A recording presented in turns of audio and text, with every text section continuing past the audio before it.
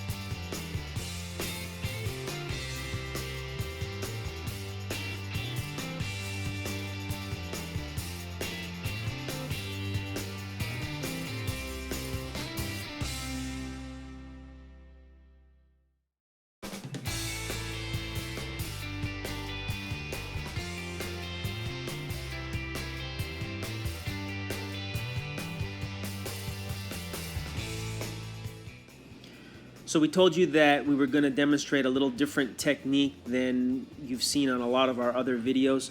Normally we have 2 different batches of epoxy with 2 different colors. We pour them in ribbons on the floor, and then we blend them together with the squeegee and roll them, and you have a very large contrast between the 2 colors on the floor. In this particular case, the client was looking for a little bit more subtle variation and was wanting to see some veining or some little more accents to the floor.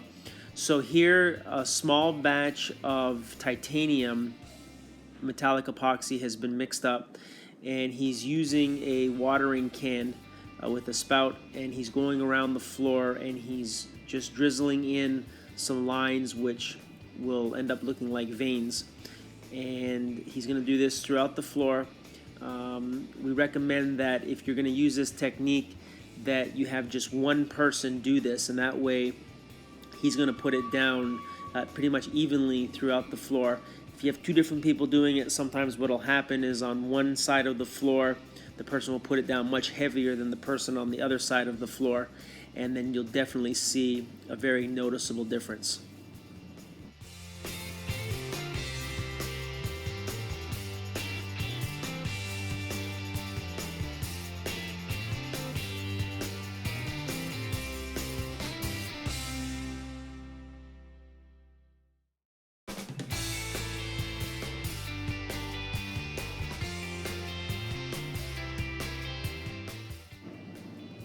So here he is, he's continuing to drizzle the accent color, the titanium, onto the floor. And it's interesting to note that all this is taking place about 30 minutes after the installation began. So the entire floor has been rolled out, and it's leveled already, and he's still able to go back and do this technique. And then in a minute you're going to see how he's actually going to take a roller and start blending in these veins so that they're not quite as sharp, but they blend a little bit more into the floor.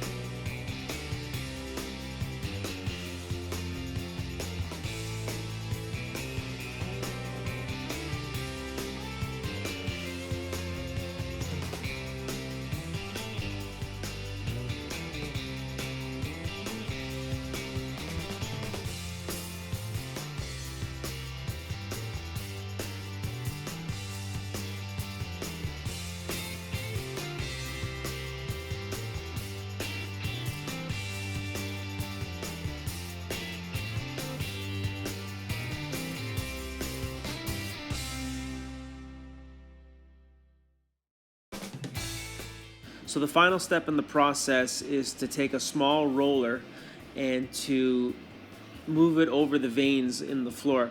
And this is going to help break up the sharpness of the lines and help the pigments to kind of move and blend a little bit more, so you get not such a hard look to it, but you get more of an organic type look to the floor.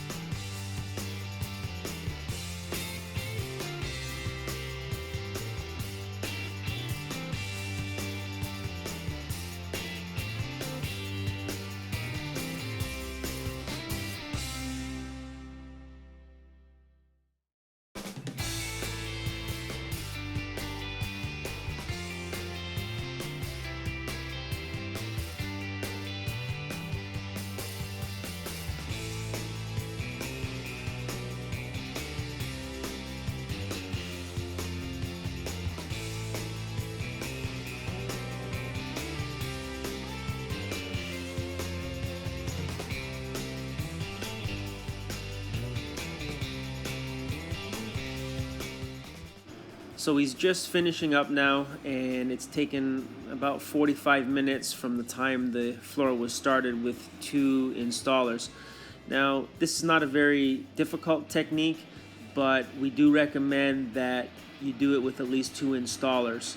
It's very difficult to do this all with one installer, so having 2 really helps, where one can concentrate on the veins while the other finishes up the floor. So again, he's just blending this in, and the pigments will continue to separate. That titanium will continue to move for the next little while in the epoxy, and you'll see when we show you some finished pictures of the floor, it really has a unique, interesting, really nice effect, something a little bit different that you can offer. If you have any questions about anything you've seen or about any of our products, please contact us at www.epoxyplus.com.